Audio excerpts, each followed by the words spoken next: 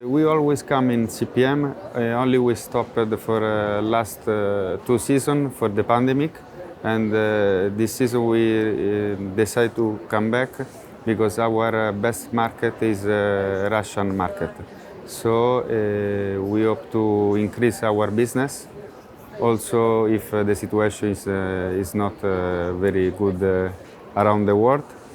But anyway, this pandemic, I think, until end of this year will finish and we can start again our life and our business. And we are one of the top brand for leather and fabric and leather. And Torras brand is very known here in Russia. And I hope to increase our business during this season and for the future.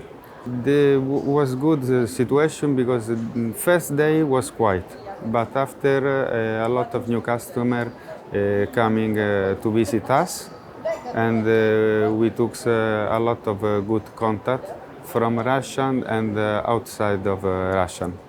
So it was very good for us, yes.